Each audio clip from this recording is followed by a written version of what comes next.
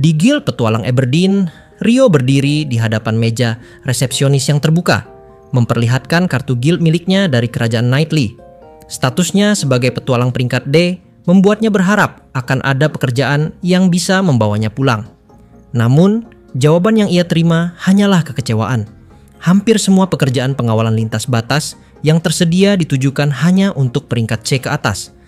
Seperti yang sudah ia duga, tidak ada peluang baginya di sini.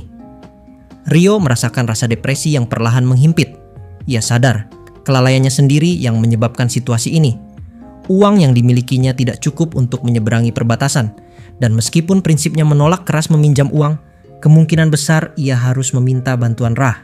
Baginya, meminjam uang dari seorang teman adalah racun yang bisa merusak hubungan. Namun dalam keadaan mendesak, ia sudah mulai menimbang kemungkinan itu.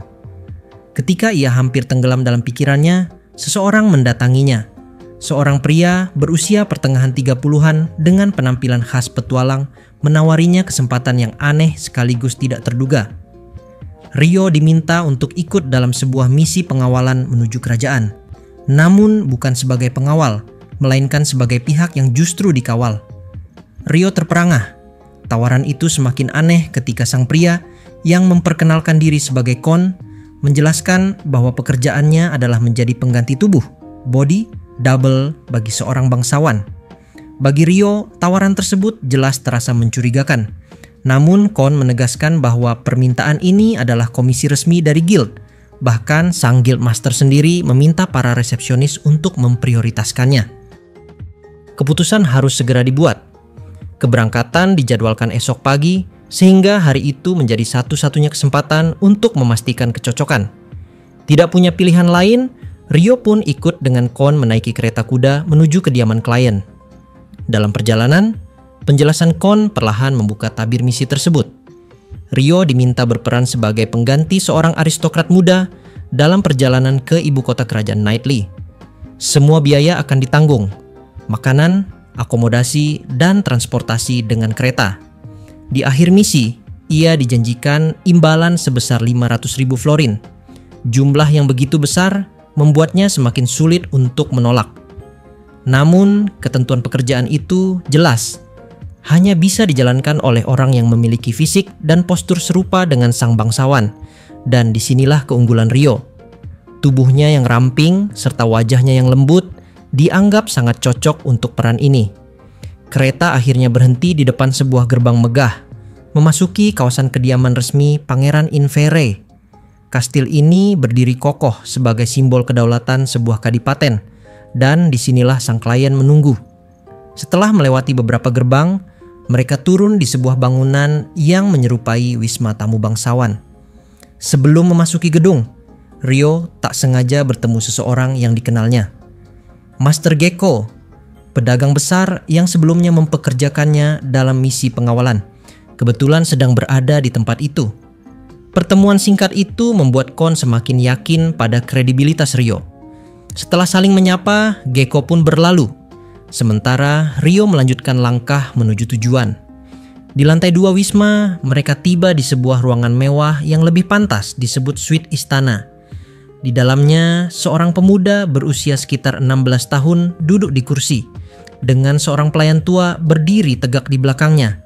Penampilannya lembut, dengan rambut coklat kastanya dan mata abu-abu pekat nyaris hitam. Sosoknya memiliki kemiripan aura dengan Rio, ramping, tenang, dan seolah rapuh. Choen memperkenalkan Rio sebagai petualang dari kerajaan Knightley yang kebetulan ditemuinya di guild. Ia menjelaskan bahwa Rio cocok untuk pekerjaan tersebut, bahkan menekankan kepercayaan tambahan karena hubungannya dengan Gecko. Sang pelayan tua yang diperkenalkan sebagai Rodrigo menatap Rio dengan tajam. Setelah mengamati tubuhnya dengan saksama, ia mengangguk puas.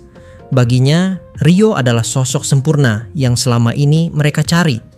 Namun, sebelum keputusan resmi dibuat, pemuda bangsawan itu, Pangeran Willy dari Monarki Ju, menyela dengan nada serius. Tidak cukup hanya menyampaikan keuntungan pekerjaan, bahaya yang mengintai juga harus dijelaskan. Dengan wajah muram, ia mengungkapkan kenyataan pahit. Rio bukanlah orang pertama yang diminta menjadi pengganti tubuhnya. Sebelumnya, seorang petualang lain direkomendasikan oleh guild di negerinya. Namun dalam perjalanan, mereka disergap penyerang misterius. Sang pengganti tubuh diculik, dan beberapa hari kemudian hanya jasadnya yang ditemukan. Rasa bersalah jelas membebani Pangeran Willy. Kata-katanya membawa suasana ruangan menjadi suram. Setiap kalimat penuh dengan nada penyesalan, seolah kematian orang itu adalah beban yang tidak akan pernah bisa ia lepaskan. Kini, peran berbahaya itu ditawarkan kepada Rio, sebuah pekerjaan dengan imbalan besar, namun dengan risiko yang sama besarnya. Rio memahami bahwa baik Cohen maupun Rodrigo tidak sepenuhnya berbohong sebelumnya. Mereka hanya sengaja menyembunyikan sisi tergelap dari pekerjaan ini, karena mereka tahu bahwa kebenaran mungkin akan membuat calon adventurer mundur. Keputusasaan mereka untuk menemukan sosok pengganti tubuh yang dapat dipercaya membuat mereka berani mengambil langkah itu. Namun, Rio tidak berhenti di situ. Dengan penuh keberanian, ia mempertanyakan alasan sebenarnya dari perjalanan Prince Willy menuju ibu kota kerajaan Knightly. Dari penjelasan sang pangeran, terungkaplah kenyataan yang lebih kelam. Alasan resmi memang untuk belajar di negeri asing. Tetapi sesungguhnya Willy dikirim sebagai sandera politik. Sebuah takdir yang berat, karena jika ia menolak, maka negara asalnya akan menanggung akibat yang lebih parah. Keputusan itu bukanlah pilihannya sendiri, melainkan beban diplomasi yang harus ia pikul. Bagi Rio, hal ini mengingatkannya pada sejarah dari dunia asalnya. Ia teringat pada kisah Tokugawa Ieyasu, yang di masa kecil dikirim sebagai sandera ke klan Imagawa, namun ditangkap di tengah perjalanan dan berakhir di bawah pengawasan Oda Nobunaga. Dari peristiwa itu, ikatan persahabatan terbentuk dan pada akhirnya mengubah seluruh arah sejarah Jepang. Gambaran itu terlintas di benaknya, dan ia menyadari bahwa sejarah selalu memiliki caranya sendiri yang penuh ironi. Meski telah mengetahui risiko besar yang menanti, Rio tetap memutuskan untuk menerima pekerjaan itu. Sebagai seorang adventurer peringkat D, ia memang tidak memiliki banyak pilihan untuk bisa melintasi perbatasan menuju kerajaan. Baginya, kesempatan ini adalah satu-satunya jalan, meskipun penuh dengan ancaman maut. Dengan tekad yang bulat, ia menyatakan kesediaannya menerima komisi tersebut. Keputusan Rio itu disambut dengan kelegaan oleh semua pihak. Rodrigo, Cohen, bahkan Prince Willy sendiri merasa lega karena akhirnya ada seseorang yang cocok sekaligus cukup berani untuk mengambil peran berbahaya ini. Dengan senyum tenang, sang pangeran meraih tangan Rio, menandai awal dari ikatan baru yang akan membawa mereka pada perjalanan penuh bahaya menuju ibu kota kerajaan Knightly. Setelah semua itu, Rio kembali ke guild untuk memberitahu Rah dan anggota timnya bahwa ia telah menemukan pekerjaan. Namun, kepulangannya ke Lun harus tertunda karena ia harus pergi ke ibu kota terlebih dahulu. Oleh sebab itu, ia menitipkan dua permintaan. Pertama, agar mereka menyampaikan keterlambatannya kepada staf guild di Lun. Kedua, agar mereka mengantarkan surat yang ia tulis kepada Sarah di kediaman Margrave. Rah terkejut dengan keputusan itu, tetapi Su justru menerima surat tersebut dengan santai. Ia mengambilnya langsung dari tangan Rio dan berjanji akan menyerahkannya kepada Sarah secara pribadi. Tatapan penuh ketegasan yang diberikan Su meninggalkan kesan kuat di hati Rio.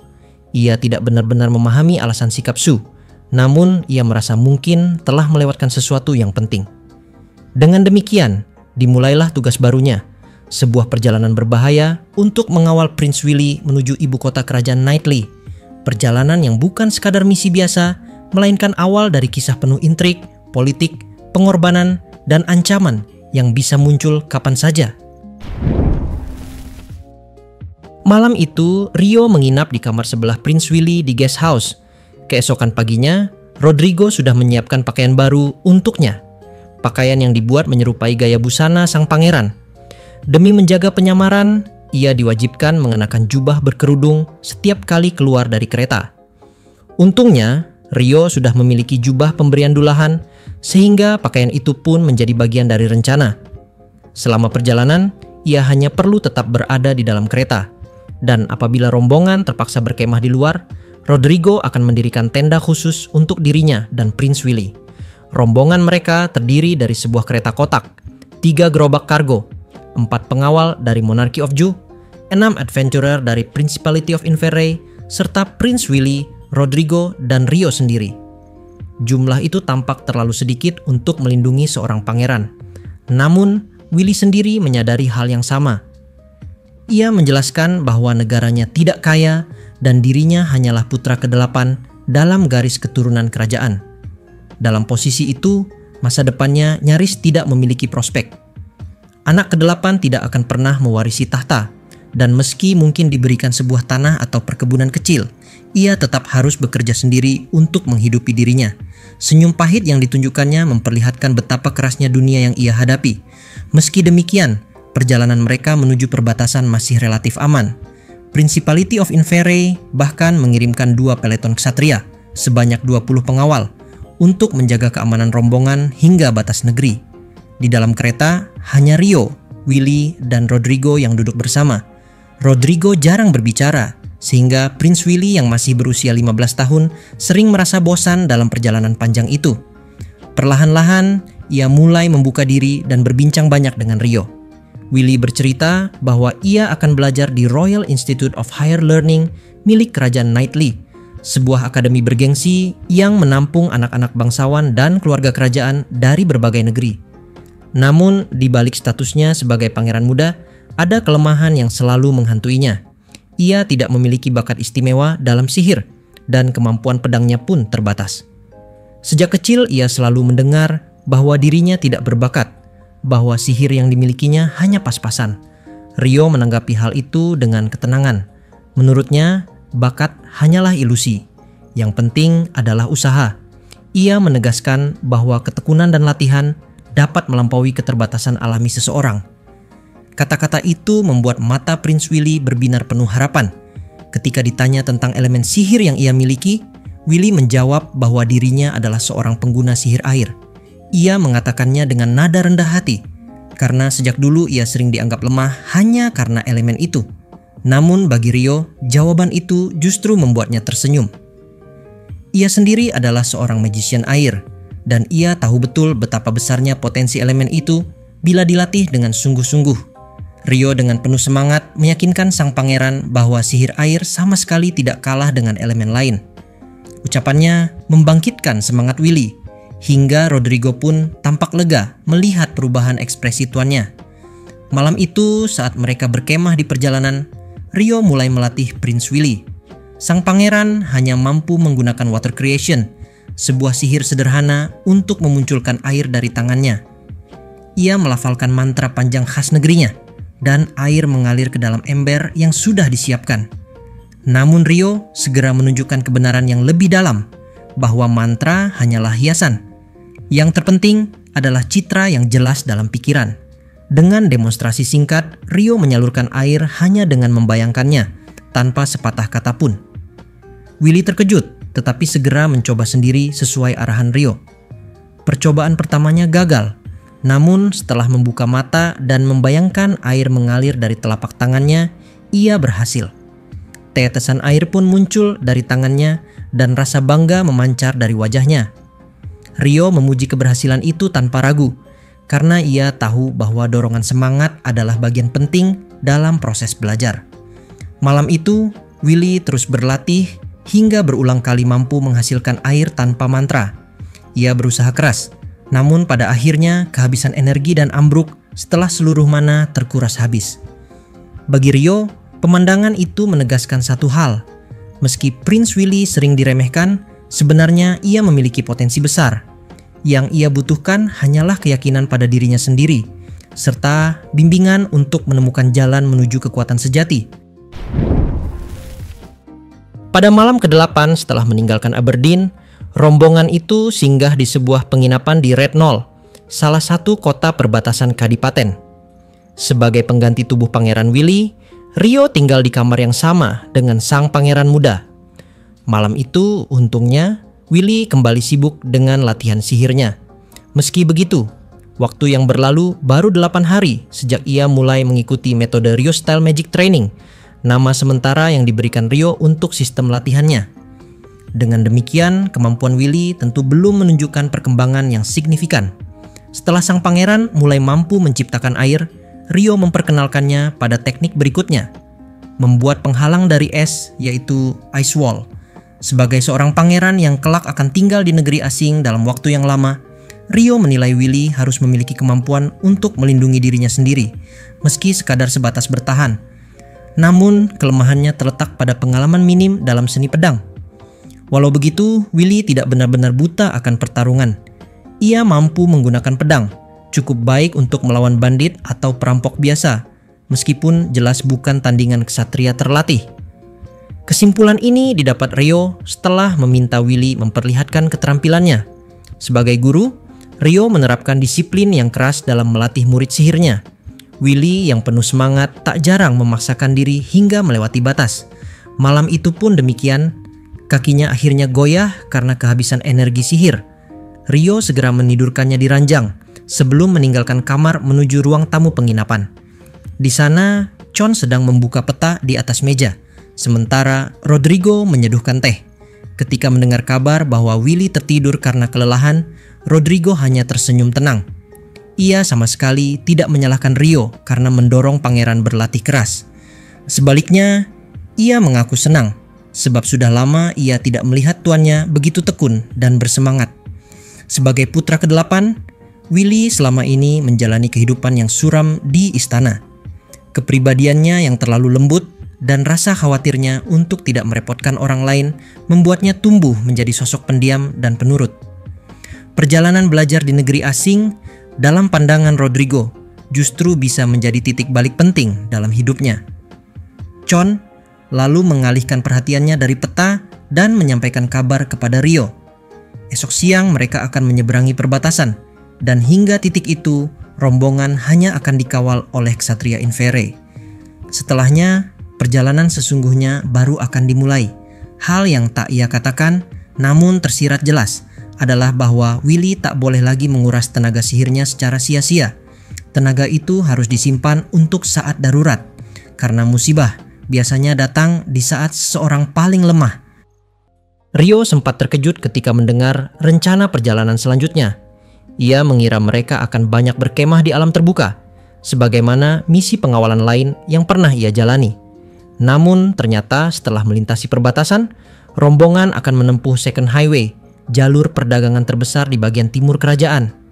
Jalan itu penuh dengan kota dan desa besar, berbeda jauh dengan kadipaten yang infrastruktur jalannya masih sederhana. Karena itu, setiap malam mereka akan bermalam di kota, bukan di alam bebas. Meski begitu, keselamatan tidak sepenuhnya terjamin. Serangan bisa saja datang di siang bolong di tengah jalur ramai sekalipun. Musuh dapat menyamar sebagai pedagang atau rombongan biasa, sebagaimana kelompok Shervi pernah menipu kafilah Gecko. Tugas pengawalan memang sederhana bila dilihat dari luar, namun dalam kenyataan pekerjaan itu selalu penuh tekanan. Dan di hadapan mereka, perjalanan menuju ibu kota kerajaan baru saja akan dimulai. Setelah berhasil menyeberangi perbatasan dan memasuki wilayah kerajaan Knightley, perjalanan rombongan Pangeran Willy berlangsung dengan tenang untuk beberapa waktu. Di dalam kereta, sang pangeran muda sempat membuka hati kepada Rio, menceritakan bagaimana dulu ia pernah bercita-cita menjadi seorang petualang. Bagi Willy, para petualang adalah simbol kebebasan, hidup tanpa terikat aturan, mengikuti jalan mereka sendiri. Namun ketika ia mengungkapkan hal itu kepada ayahnya, sang raja hanya menatapnya dengan ekspresi sendu. Dengan nada penuh penyesalan, sang ayah menjelaskan bahwa seorang pangeran sejak lahir sudah terikat oleh beban tanggung jawab yang tak bisa dipilih, tak bisa dihindari, dan tak bisa ditolak. Saat itu Willy masih belum sepenuhnya memahami kata-kata itu, tetapi rasa sedih ayahnya membuatnya tak sanggup memprotes lebih jauh. Kisah itu membuat Rio teringat pada kehidupannya di dunia lamanya. Di Jepang, ia pernah merasakan arti dari tanggung jawab.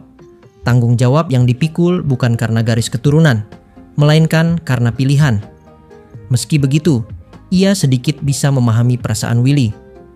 Beban seorang pangeran memang berbeda, namun esensinya tetap sama. Hidup dengan kesadaran bahwa setiap langkah akan memengaruhi banyak orang. 3 hari setelah memasuki wilayah kerajaan Knightley, rombongan itu meninggalkan kota Barsham dan kembali menyusuri Second Highway menuju ibu kota. Suasana kereta awalnya ringan, bahkan penuh canda ketika Willy membicarakan makanan yang baru ia coba malam sebelumnya. Hidangan Hamburg steak yang ia cicipi di penginapan terasa begitu lezat baginya, hingga ia bersemangat menceritakannya sepanjang jalan. Rio ikut larut dalam kebahagiaan itu, seakan dirinya sendiri yang memasak makanan tersebut. Momen kecil itu memberi kesan betapa negeri besar seperti kerajaan mampu memikat hati, bahkan hanya lewat sajian sederhana. Namun kedamaian itu tak bertahan lama. Rio merasakan getaran peringatan dari pasif sonarnya. Sesuatu mendekat. Ia segera membuka jendela kereta dan memberi tanda kepada Kon yang menunggang kuda di sisi rombongan. Informasi itu jelas. Musuh mengepung dari segala arah. 10 orang sudah melingkari mereka, sementara 5 lainnya bergerak dari dalam hutan. Rio menduga 5 orang itu bukan sekadar pasukan tambahan, melainkan kelompok terpisah, mungkin komandan atau pengatur strategi. Situasi ini memaksa rombongan membuat keputusan cepat. Jika mereka bertahan dalam formasi, kemungkinan besar pengepungan akan semakin rapat. Karena itu, Rio menawarkan diri untuk bertindak sebagai pengalih perhatian. Dengan menyamar sebagai sang pangeran, ia akan memancing sebagian besar musuh menjauh, memberi peluang bagi kereta dan pengawal untuk melarikan diri menuju kota Winston. Con awalnya enggan menyetujui rencana berisiko itu, tetapi akhirnya menyerah pada tekad Rio. Bagi mereka, keselamatan Pangeran Willy adalah yang utama. Tak lama kemudian, serangan pun dimulai. Teriakan peringatan terdengar, dan dari sisi hutan, bayangan hitam menyerbu. Sekilas, para penyerang itu mirip dengan anggota Sect of Assassins, kelompok misterius yang namanya sudah beberapa kali terdengar dalam peristiwa besar. Namun entah siapapun mereka sebenarnya, niatnya jelas, menculik sang pangeran. Rio segera melompat keluar dari kereta, menutup pintunya rapat agar tak ada yang bisa mengintip ke dalam. Ia berlari menembus hutan, memastikan para pengejar mengikutinya.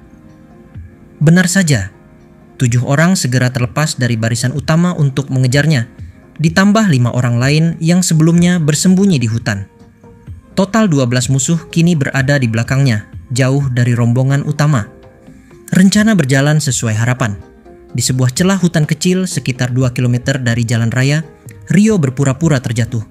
Gerombolan itu pun berhenti, mengepungnya rapat.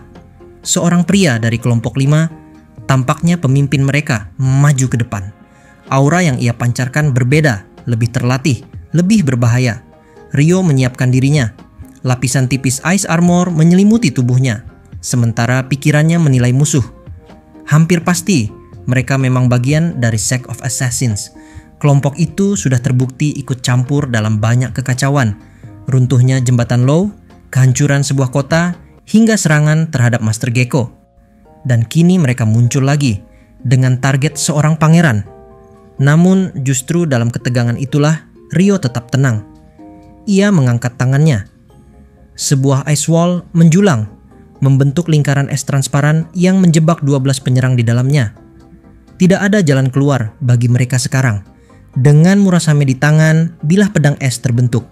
Rio menatap lurus ke arah komandan musuh, lalu melancarkan serangan.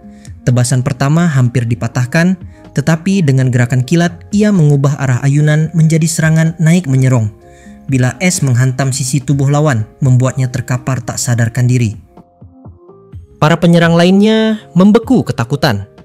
Mereka mengira tubuh ganda pangeran hanya memiliki kemampuan sihir air sederhana, bahkan dianggap lemah. Namun kenyataan di hadapan mereka berbeda. Lawan yang bisa menumbangkan komandan hanya dengan beberapa gerakan cepat. Rio tidak berhenti. Ia menekan lawan berikutnya dengan tusukan bertubi-tubi, lalu menghantamnya dengan sisi pedang hingga roboh. Semua dilakukan tanpa menghabisi nyawa mereka, karena ada sesuatu yang ingin ia pastikan lebih dulu. Meski demikian, pemandangan itu cukup untuk membuat sisa musuh gemetar ketakutan. Dalam hutan sunyi itu, hanya suara napas berat dan teriakan singkat musuh yang terluka terdengar. Sementara Rio, dengan dingin dan tenang, terus bergerak di antara mereka. Pertarungan pengalih perhatian telah berubah menjadi ujian nyata. Bukan hanya untuk membela nyawa sang pangeran, tetapi juga untuk menyingkap sejauh mana Sect of Assassins menancapkan cengkeramannya di dunia ini. Untuk mengakhiri pertempuran, ia melepaskan sebuah sihir kuat. Dalam sekejap, semua musuh yang ada di hadapannya dibekukan dengan teknik Ice Cascade. Tubuh mereka terkunci dalam balok es, tak mampu bergerak sedikit pun. Setelah itu, Ryo membuka sebagian sisi dada dari 9 orang yang terperangkap di dalam es. Di sana tampak jelas sebuah lambang. Seekor elang berkepala 2 dengan sebuah pedang menembus tubuhnya. Ryo hanya ingin memastikan apa yang ia curigai sejak awal, bahwa orang-orang ini adalah bagian dari Sect of Assassins. Bagi dirinya, bukti kecil seperti ini bisa sangat berguna di masa depan. Ia kemudian memutuskan untuk membiarkan mereka tetap hidup, yakin bahwa dalam 2 minggu, es itu akan mencair dengan sendirinya. Usai membereskan para penyerang, Ryo bergegas kembali menuju tempat kereta berada. Ia menduga semua orang telah melarikan diri, tetapi ia harus memastikan. Namun, begitu mendekat, sesuatu yang aneh terdeteksi. Pasif sonar miliknya, yang hanya bisa menangkap perubahan dari benda yang bergerak, hampir tidak menunjukkan tanda kehidupan di sekitar lokasi. Hanya ada sedikit sekali gerakan. Hal ini menimbulkan kecurigaan. Para penyerang terkenal sebagai pihak yang bahkan membakar mayat untuk menghapus jejak. Dengan begitu, kemungkinan besar tidak ada dari mereka yang tersisa hidup. Kalau begitu, bagaimana dengan Pangeran Willy dan rombongannya? Jika mereka berhasil melarikan diri, seharusnya tempat itu kosong sama sekali. Kemungkinan lain, kereta pangeran dilepaskan lebih dulu sementara yang terluka ditinggalkan di jalan. Meskipun tidak sesuai dengan sifat sang pangeran, dalam kondisi darurat hal semacam itu bisa saja terjadi. Terlebih lagi, jalur yang mereka lalui adalah Second Highway, rute terbaik di wilayah timur kerajaan, yang biasanya ramai oleh para pedagang. Seharusnya akan ada rombongan lain yang lewat. Tetapi pada kenyataannya, tidak seorang pun berani terlibat. Kebanyakan karavan dagang lebih memilih menutup mata daripada terjerumus dalam bahaya yang bisa merugikan mereka. Ketika akhirnya tiba di lokasi, Ryo menemukan para pengawal dan petualang tubuhnya tergeletak tak berdaya di tanah. Ia segera mencari sosok pria tua yang dikenalnya, Rodrigo. Begitu menemukannya, ia langsung mendekat. Luka di perut pria tua itu parah, namun masih ada kehidupan tersisa. Tanpa membuang waktu, Ryo masuk ke kereta dan mengambil tas selempangnya. Di dalamnya tersimpan ramuan-ramuan hasil racikan alkimianya, juga beberapa obat standar yang pernah ia beli. Ramuan dengan tingkat efektivitas tertinggi dituangkan ke mulut Rodrigo, dan cairan penyembuh lainnya ia siramkan pada luka yang menganga. Dengan usaha itu, nyawa Rodrigo berhasil diselamatkan, meski kondisinya masih lemah. Dari tubuh tua yang hampir tak berdaya itu, Ryo akhirnya mengetahui kebenaran. Pangeran Willy telah diculik. Rupanya, setelah Ryo berhasil menarik perhatian sebagian besar musuh ke hutan, gelombang bala bantuan lain muncul dari arah berbeda. Ia tidak menduganya sama sekali. Musuh telah mengatur kekuatan mereka sedemikian rupa hingga beberapa kelompok berada di luar jangkauan sonar miliknya. Penyesalan yang mendalam menyeruak dalam hati Ryo. Seharusnya ia tidak meninggalkan kereta dan fokus menjaga sang pangeran. Bahkan, andai ia membuat dinding es untuk melindungi kereta dan sekaligus menyeret musuh ke hutan, maka skenario penculikan itu takkan pernah terjadi. Namun, keputusannya untuk memburu 5 orang di hutan telah membawa hasil fatal. Pangeran kini hilang, dan semua kesalahan itu ada padanya. Meskipun perasaan menyesal membakar dirinya, Ryo tahu ia tidak punya waktu untuk larut dalam kebodohan sendiri. Tugasnya kini hanya satu, menyelamatkan Pangeran Willy. Rodrigo kehilangan kesadaran setelah menyampaikan pesan terakhirnya, tetapi detak nadi dan napasnya masih ada. Ia akan selamat. Ryo lalu meneliti kondisi para pengawal lain. 4 pengawal dan 6 petualang masih hidup, meski terluka parah. Rupanya musuh memang lebih memprioritaskan menculik Willy ketimbang menghabisi seluruh rombongan. Hal ini sesuai dengan insiden sebelumnya, ketika tubuh ganda sang pangeran juga tidak dibantai total. Ia kemudian menemukan Kon, salah satu pengawal utama, dan segera menyelamatkannya dengan ramuan penyembuh yang sama.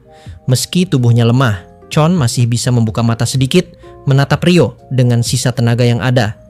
Kondisinya masih genting, tetapi cukup untuk bisa bertahan hidup bila terus dirawat. Setelah memastikan para pengawal lainnya tetap diberi ramuan untuk bertahan, Rio memutuskan berangkat mengejar penculik. Ia tahu kemana harus pergi. Pusat organisasi Sect of Assassins berada di sebuah desa kecil bernama Aban, terletak di puncak gunung. Sekitar 1 hari perjalanan ke utara dari kota terbesar di wilayah itu, Winston.